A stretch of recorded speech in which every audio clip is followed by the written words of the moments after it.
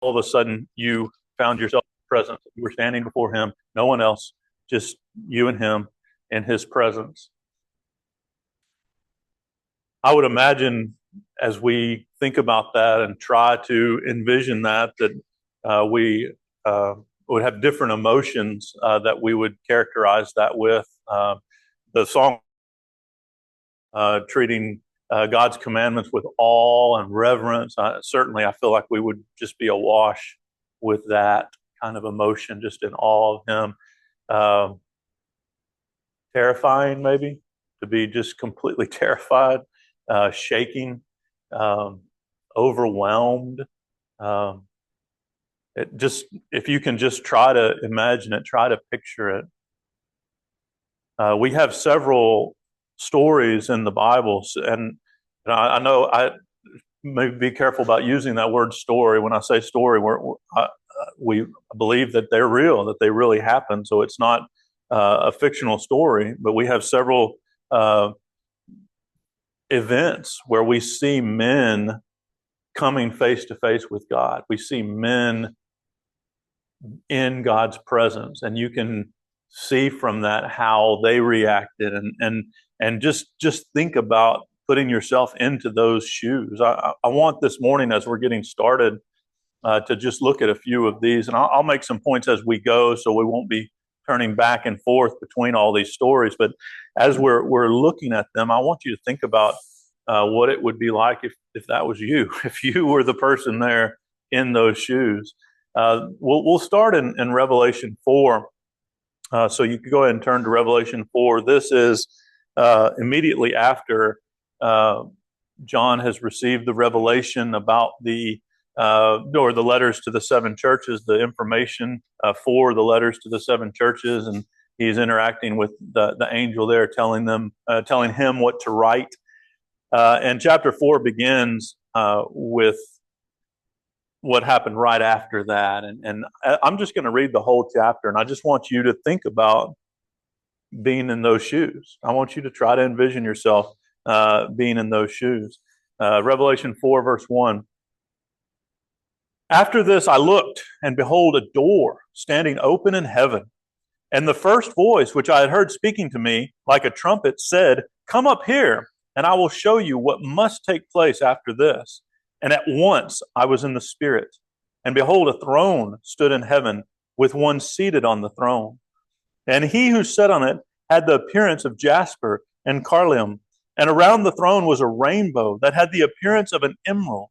And around the throne were 24 thrones. Seated on the thrones were 24 elders, clothed in white garments with golden crowns on their heads. From the throne came flashes of lightning and rumblings and peals of thunder. And before the throne were burning 7 torches of fire, which are the 7 spirits of God. And before the throne there was, as it were, a sea of glass like crystal. And around the throne, on each side of the throne, are 4 living creatures, full of eyes in front and behind. The first living creature like a lion, the second living creature like an ox, the third living creature with the face of a man, and the fourth living creature like an eagle in flight. And the 4 living creatures, each of them with 6 wings, are full of eyes around and within. And day and night they never cease to say, "Holy, holy, holy is the Lord God Almighty, who was and who is to come." And whenever the living creatures give glory and honor and thanks to him who is seated on the throne, who lives forever and ever, the 24 elders fall down before him who is seated on the throne and worship him who lives forever and ever. They cast their crowns before the throne, saying, "Worthy are you, O Lord and God, to receive glory and honor and power, for you created all things, and by your will they existed and were created." Could continue to read on. Obviously, Revelation has some very powerful images and pictures that are being painted, but just that moment where John is hearing this voice from heaven and is told to come up here and I will show you. That's the introduction to so much of the Revelation. And he says in verse 2, "At once I was in the Spirit." At once he was there in this place, in this amazing place as it's described, the throne with the rainbow and appearance of the emerald, and again, the flashes, the rumblings, the peals of thunder. If you can just try to imagine yourself in that place, and again, ask yourself, what would it be like? What would it be like to be standing in the presence of God? What would it be like to be before His throne? I think sometimes, and kind of zooming out beyond this audience, people of the world might think that getting to stand before God might kind of be fun, might be interesting, not thinking of how incredibly awesome it would be, how frightening it would be. I think sometimes people have the image of God as just this kind of quaint little old man sitting somewhere, instead of this kind of a picture. This kind of a picture, the awesome power of the one, as verse 11 who says, He created all things, and by your will they existed and were created. I mean, if the kind of being that could speak everything that we know into existence, I think far exceeds what most people would be envisioning if you just said, hey, what would you think about meeting with God? We have a story, again, actually happened back in Exodus 33. Let's go back to Exodus 33. We're going to just go through and hit a few of these stories. In Exodus 33, and remember Moses, this is Moses we're going to be talking about. Moses had had an interaction with God before this, the voice from the burning bush and the interaction around that. But in this chapter, in Exodus 33, we see Moses actually asking, in verse 18, he asked God, show me your glory. So to me, that it, maybe not, but it seems a little, presumptuous. It seems very bold, I should say, to ask to see the glory of God. And I think sometimes we feel that way. Sometimes people think that that's something that they would want. And I'm not saying Moses was wrong for this. God says in verse 19 of Exodus 33, I'll make my goodness pass before you and will proclaim before you my name, the Lord. And I will be gracious to whom I will be gracious, and I will show mercy on whom I will show mercy. But, he said, you cannot see my face, for man shall not see me and live. And the Lord said, behold, there is a place by me where you shall stand on the rock. And while my glory passes by, I will put you in the cleft of the rock, and I will cover you with my hand until I have passed by. Then I will take away my hand, and you shall see my back, but my face shall not be seen.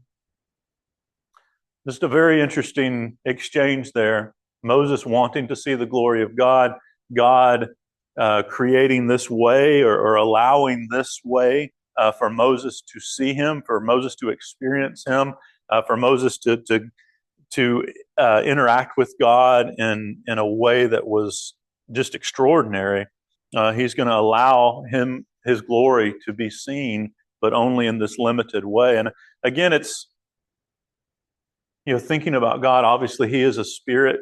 There are things about that we can't know. But in this story, He's picturing Himself as having a front and a back, having a face and a back. And He's going to allow Moses to observe part of Him, but not all of Him. Very interesting to think about. You can see as you come down a little bit in verse 5, or next chapter, verse 30, chapter 34, verse 5, the Lord descended in the cloud and stood with him there and proclaimed the name of the Lord. And the Lord passed before him and proclaimed, the Lord, a God merciful and gracious, slow to anger and abounding in steadfast love and faithfulness, keeping steadfast love for thousands, forgiving iniquity and transgressions and sin, but who will by no means clear the guilty, visiting the iniquity of the fathers on the children, to the children's children, to the third and fourth generation. And Moses quickly bowed his head toward the earth and worshipped. And he said, if now I have found favor in your sight, O Lord, please let the Lord go in the midst of us, for we are a stiff-necked people, and pardon our iniquity and our sin, and take us for your inheritance. Again, this feels bold to me that Moses would ask this of the Lord. God, the Lord tells him he's merciful, he's gracious, slow to anger, but he will not clear the guilty. Verse 7 said he's going to visit the iniquity on them. So he's describing his love and his mercy, but also his justice, the just nature of God. Moses bows to worship and then makes another request. Go into the midst of these people. Go into the midst of these people and pardon our iniquity. It's an amazing thing to think about this interaction that Moses is going through with the Lord. As you come down to verse 28, you'll read that Moses was there with the Lord for 40 days and 40 nights. Just amazing to think about this Moses experiencing this interaction with the Lord. And after this, verse 29, Moses comes down from Mount Sinai with the 2 tablets of the testimony in his hand. As he came down from the mountain, Moses did not know that the skin of his face shone because he had been talking with God. Aaron and all the people of Israel saw Moses, and behold, the skin of his face shone, and they were afraid to come near him. And Moses called to them, and Aaron and the leaders of the congregation returned to him, and Moses talked with them. Afterward, all the people of Israel came near and commanded them all that the Lord had spoken with him on Mount Sinai. When Moses had finished speaking with them, he put a veil over his face. Whenever Moses went in before the Lord to speak with him, he would remove the veil until he came out. And when he came out and told the people of Israel what was commanded, the people of Israel would see the face of Moses, that the skin of Moses' face was shining, and Moses would put a veil over his face again until he went to speak with them. Again, very interesting to think about as Moses is interacting with the Lord and then going to face the people, his face shining to the point that they are overwhelmed. They were afraid to come near him, verse 30 says, because of this glory. Again, that was just the people experiencing God through the reflection, through the radiance that it had the effect on Moses. It's just awesome to think about the fact that Moses was able to serve in that as that mediator on this occasion. But you can just again see the glory of God pictured here. Let's think about Job's interaction with the Lord. If you turn to Job, we oftentimes praise Job. Job is praised because of his patience, his endurance. He goes through so much, and the scriptures say, yet Job did not sin. And that obviously happens in the first and second chapters where he's gone through so much, and it says he did not sin. But then from chapter 3 on to about chapter 37, Job is really wrestling with things. He's really struggling with why this is happening to him. And several different times he asks for an audience from God. He asks to confront God. And this to me is very similar to how people oftentimes feel as they're going through life thinking, if God was real and if God was good, then he wouldn't let this happen to me. If there really is a God and if he really does care, then why am I going through this? Why is this so hard? And people almost demand an accounting of God. I want to know what's going on here, as if we're in the right, as if we could judge the Lord. And in chapter 23, if you go ahead and turn there, in Job 23, Job is speaking, I think, very pointedly here. And he says in verse 2, this is Job 23 and verse 2. He says, today also my complaint is bitter. My hand is heavy on account of my groaning. Oh, that I knew where I might find him. He's talking about God. He's talking about God. My complaint is bitter. He says, I've got a complaint against God. I want to complain. I wish I knew where I could find him, that I might come to his seat. He's basically asking for an audience like what John had. He's asking for an interaction like what Moses had. He wants to stand before God. Verse 4, I would lay my case before him and I would fill my mouth with arguments. Think about what Job is saying here. Is like, I want to know where I can find him and I'm going to fill my mouth with arguments because God needs to hear from me. I've been wrong. God needs to hear from me. Think about that.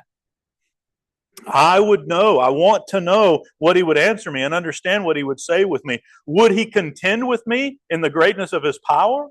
Would he contend, meaning, would God contradict me? Would God stand up against me? No, he would pay attention to me. You know, here Job is saying, if I could get my audience, if I could find where he is, then I would argue my case and he would listen to me. He would pay attention. Well, I think we know the end of the story, right? We know what ends up happening in an amazing way in Job chapter 38. In Job 38, God lets himself be seen. God appears to Job. Job gets his wish.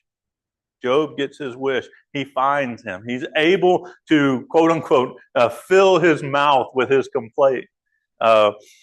And the Lord calls to him in verse 1 out of the whirlwind and says, who is this that darkens counsel by words without knowledge? And there's some debate over who that's talking about. I really believe when you dig into the text and the story, he's talking about Job. And I think when we see later in just a few chapters, it becomes obvious that Job is accepting this is me. And I'll point that out when we get there. But he says, who is this that darkens counsel by words without knowledge? Dress for action like a man. This is God telling Job, get ready, dress for action, gird yourself up.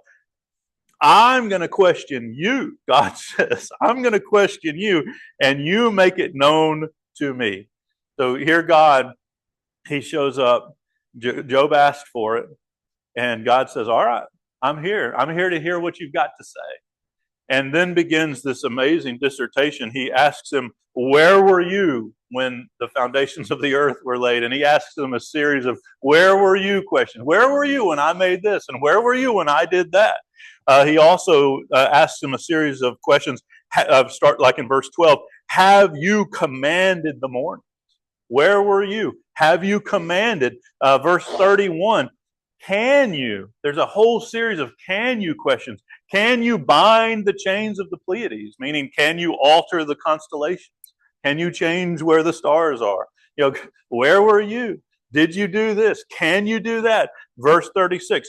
Who has put wisdom in the inward parts or given understanding to the mind? Who has done these things, Job? Instruct me, tell me. You wanted to talk to me. You wanted this audience with me. Here I am.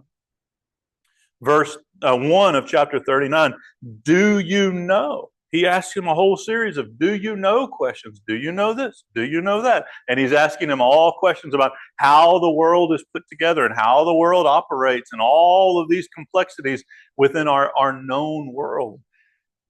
And the obvious rhetorical response from so much of this is, I don't know. I don't know. I wasn't there. I cannot do that. God is just pointing out to Job how much higher he is than Job. And when you get to chapter 40, the Lord says to Job, all of this is addressed to Job, shall a fault finder contend with the Almighty? He who argues with God, let him answer it. God calls Job a fault finder, and he says, are you going to argue with me? Are you going to argue with me?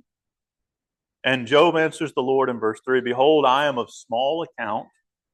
What shall I answer you? I lay my hand over my mouth. Once I have spoken, I will not answer, but I will proceed, or I will not answer twice. I will proceed no further. And then God goes into another dissertation, another 2 chapters of putting Job in his place, basically. But think about Job's words where he says, I lay my hand over my mouth. I think, again, as you're trying to put yourself in the position of these men like John and Moses and Job, and thinking about what it would be like to stand before God, that's what it would be like. We would be humbled. We would realize it's not about what I have to speak in this moment. I may have thought it was going to be, but it's not. It's not about what I have to speak. It's all about what he has to tell me. It's all about what he has to tell me. I lay my hand over my mouth. As I say, God goes on for another couple chapters, and beginning in chapter 42, Job answers the Lord and says, I know that you can do all things. Chapter 42, verse 2, that no purpose of yours can be thwarted. Who is this that hides counsel without knowledge? So he refers back to God's introduction when he's asking, who is the one who darkens counsel? So he repeats that phrase, who is this that hides counsel without knowledge? Therefore, Job is taking ownership. I have uttered what I did not understand, things too wonderful for me, which I did not know. Hear, and I will speak. I will question you, and you make it known to me. He's no longer wanting to air his grievances. God better listen to me. Now he's saying, just speak, Lord. Just speak. I will listen. I am listening to you. You make it known to me. I have heard of you with the hearing of the eye, or the hearing of the ear, I'm sorry. But now my eye sees you. Therefore I despise myself, and I repent in dust and ashes. Get a little bit of chills just reading that and thinking about that. And again, if you can try to put yourself in those shoes in moments where maybe you were questioning the Lord, maybe you were struggling to have faith and thinking that life was really treating you unfairly, and just realize, God's ways are higher than our ways. God knows so much more than we know. God has a handle on everything, and all we know is what's right in front of us.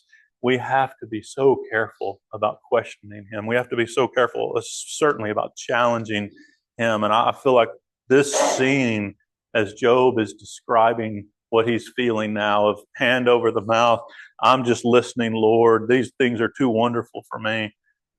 I believe that's where we would all be if we stood before the Lord. There's another occasion where the Lord reveals himself to Isaiah in Isaiah chapter 6. If you want to read that for yourself this afternoon. On that occasion, Isaiah says, woe to me, for I am unclean. He begins to observe the glory of God. He says, woe to me, for I am unclean. And God, in that story, makes a way for him to become clean with the hot coal. He makes a way for him to become clean and have that interaction, which is a beautiful picture for us. Again, that's Isaiah 6, verses 1 through 5. All of these stories, all of these events ought to really make us think about, what it would be like, how awesome it would be. And I would imagine you can kind of see where I'm going, because the reality is we will all stand before God one day. We will all have an interaction with him one day. In Amos chapter 4, if you want to turn over there, book of Amos, he is talking here in chapter 4 about a judgment that is coming for Israel. In the beginning of the chapter, he's asking them to hear. He says in verse 1, hear this word, you cows of Bashan. I always love how he refers to his people as cows. Sometimes he uses all kind of colorful images and pictures. But the idea there is that they're not listening. They're not what he wants them to be. And he says, beginning about verse 6, he says, I tried to get you to return. I tried to get you to return. I did this to you and you didn't return. I did that to you and you didn't return. I've done all these things to you and yet you didn't return. Verse 12, he says, therefore, thus I will do to you, O Israel, because I will do this to you. Prepare to meet your God, O Israel. Prepare to meet your God. For behold, he who forms the mountains, who creates the winds and declares to man what is his thought, who makes the morning darkness and treads on the heights of the earth, the Lord, the God of hosts, is his name. Again, referencing the fact that God created all things. We saw that from Revelation. We saw it from Exodus. We saw it from Job. And here, God of hosts, who made all things, just reminding us of who we're dealing with here. Prepare to meet him. Prepare to meet him. That statement there is something we all need to take to heart. We all need to be preparing to meet God, because it's coming. It is coming. We are all going to stand before him. That feeling, I ask you to try to put yourself in these people's shoes. I ask you to try to think about what it would feel like. You will feel that one day. You will be the one standing there. In fact, let's go back to Revelation, this time chapter 20. Revelation 20 shows us this picture, helps us to try to think about this time just as John was caught up in the Spirit and had this vision, had this experience in the throne room of God. This is going to happen to all of us. In Revelation 20, verse 11, John still speaking, obviously, he says, "Then I saw a great white throne, and him who was seated on it. From his presence, earth and sky fled away, and no place was found for them. And I saw the dead, great and small, standing before the throne, and the books were opened. Then another book was opened, which is the book of life. And the dead were judged by what was written in the books, according to what they had done. And the sea gave up the dead who were in it. Death and Hades gave up the dead who were in them. And they were judged, each one of them, according to what they had done. Then death and Hades were thrown into the lake of fire. This is the second death, the lake of fire. And if anyone's name was not found written in the book of life, he was thrown into the lake of fire." Prepare to meet your God, because one day you will be standing there. One day you will be standing there, and you will see the books open. You will see the books open. As it describes, they will be judged based on what they had done, according to what they had done. That's going to be the story for all of us. So again, I'm going to ask you to just try to picture yourself. Try to picture yourself before God. Try to picture yourself before that throne and that glory that was pictured for us in Moses' interaction, and the power and the thunder and the lightning that was pictured for us in the interaction Job had. And just try to envision being before that throne and watching the book be opened and know those are my deeds. That book contains my deeds. I am about to give an account before the one who made the heavens and the earth and the sky. I am about to be judged. We will all be judged. On some level, that should terrify all of us. on some level, that should just petrify all of us. Certainly, if you're here and you know that you have unrepentant sin, if you're here and you know that you're not right, don't close your Bibles just yet. If you're here and you know that you're not right with the Lord, that should be a petrifying thought. I mean, just petrifying to think, standing before God, everything I've done there, open to beholding. Some of the scenes of the end of time. In fact, right here where it describes the earth and the sky fleeing from him, verse 11, no place was found for them. You can see in the language here, the idea, there's no place for hiding. You'll see this constantly in the judgment scenes. There's no place for hiding. You know, you do your deeds now in the dark. You have parts of your life that are hidden that maybe nobody knows. It's all going to be exposed one day. It's all going to be exposed. There's nothing hidden that will not be made known. It's all going to be written in those books. And they're all going to be opened, and you're going to be standing right there before the creator of the universe. And he's going to ask you, what was this all about? What was this all about? That's just, again, terrifying to think about. And yet we know that God has made a way, just like he made a way for Isaiah in Isaiah 6. God has made a way for us to be forgiven. He's made a way for us to put our sins behind us. He's made a way for us to find that forgiveness. Remember in Moses' interaction, one of the main things on Moses' heart was, God, please forgive us. We know we're not worthy of this. We're not worthy of this, but please forgive us and please come into our presence. That's what he wanted. Well, we know through the Bible story that God has made that way for us. And it's an amazing thing to think about, that we, as Hebrews 10 describes, the ability that we have to go boldly into his throne. Yes, it's awesome. Yes, it's amazing. Yes, that's the creator of the universe over there. But he has made a way through the blood of Christ for me to go boldly before his throne. That's a beautiful thing to picture. And yes, there's a fear there, but it is also just a beautiful, wonderful thing. There's a lot of thoughts that I wanted to plug in here, but I'll just plan a few of them. But you know how 1 John describes how we know that we are in him? How can we know that he is pleased with us? How can we have confidence? 1 John 4 describes confidence in the day of judgment. You can have confidence in the day of judgment. How is that possible? And in John's fashion, as is his fashion, he distills it so simply. He says, if you want to have confidence in the day of judgment, you need to be sure that you abide in him, abide in his love. Abide in his love. And say, well, how do I do that? How do I abide in his love? How can I have that confidence knowing that I abide in his love? Chapter 2, keep his commandments. If you keep his commandments, then you will abide in him and you will abide in his love. And you follow that thought through to 1 John 4. And he says, perfect love casts out fear. Perfect love casts out fear. When we think about standing before the creator of all the universe, fear is certainly involved. But if I have perfect love and I'm living with perfect love and I am striving to keep his commandments, and I know that if I am faithful to walk in the light as he is in the light, that the blood of Christ will forgive me of all sins. And I know that I'm striving to build and maintain that relationship, then I can have confidence in the day of judgment. I can have confidence in that interaction. Not that it won't be awesome, not that it won't be, I think, terrifying in a way, but it's also something that I can look forward to. And I'd like to finish the lesson this morning by reading some of the language in 2 Peter. 2 Peter 3, I'm sure a text that is fairly familiar to most of us.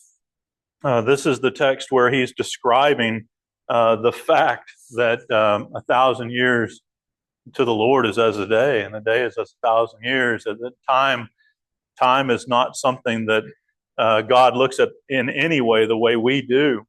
And he says, picking up in verse 10, he says, the day of the Lord will come like a thief, in which the heavens will pass away with a roar, and the heavenly bodies will be burned up and dissolved, and the earth and the works that are done in it will be exposed. Just think about that for a second. Everything you know will be burned up. Everything that you know will pass away, and the works and everything that's been done on the earth will be exposed. That's exactly what Revelation was picturing for us. The books will be open. The books of your life will be open, and it will all be there, and you will have to give an account. Verse 11, since these things are to be dissolved in this way, since all of these things are going to be exposed in this way, verse 11, what sort of people ought you to be in lives of holiness and godliness? So again, just pause for a second, knowing that that is coming. You know, we're not thinking about a chance meeting with the Lord that may never happen. We're thinking about and preparing for a face-to-face with the Creator that is guaranteed to happen. It is guaranteed to happen that you will come face-to-face with the Lord. It's coming. Prepare to meet that. Prepare to face that, since you know what sort of people ought you to be in lives of holiness and godliness, because your books are going to be open. And then look what he says next in verse 12. Waiting for and hastening. Waiting for and hastening, longing for it, ready for it, even eager for it, the coming of the day of God. How could I possibly be eager for that? How can I possibly be eager to have the books open and to stand before him and to be judged? How can I hasten that and look forward to it?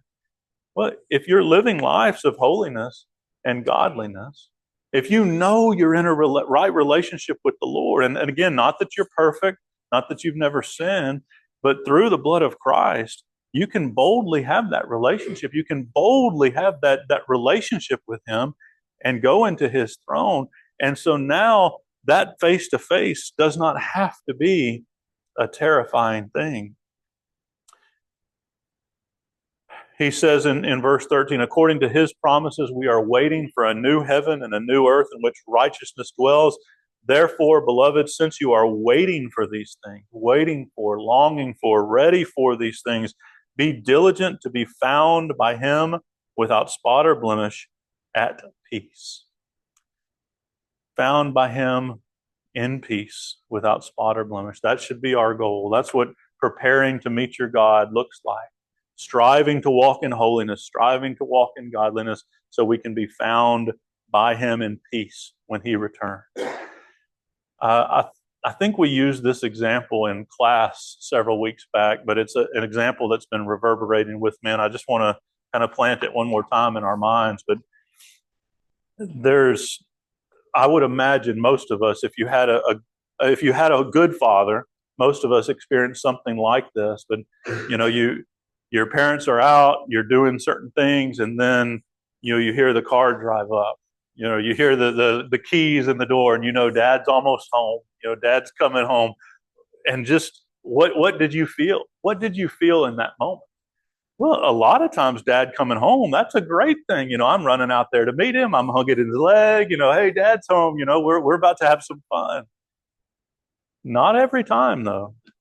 Not every time. I remember a few times where the car driving up and I wasn't ready. I haven't cleaned up my mess yet, and I'm about to be held account. What if mom tells you, she says, wait till dad gets home. Well, you've messed up, and you're waiting for dad to get home because he's going to sort you out. I mean, think about how you felt when you knew that was coming. You knew you weren't ready. You weren't prepared for that. In fact, you were ill prepared for it. Now that's an interesting emotion to think about. Like, if you're prepared to meet him, yes, you respect him. Yes, you fear him, but you're not afraid.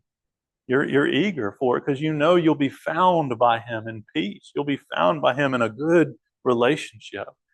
But if you're not, if you know that you have something that is amiss and something that he's going to come sort out, then you are afraid. And then, as Hebrews 10 describes, it is a terrifying thing to fall into the hands of the living God. Terrifying to face that God knowing you are unprepared.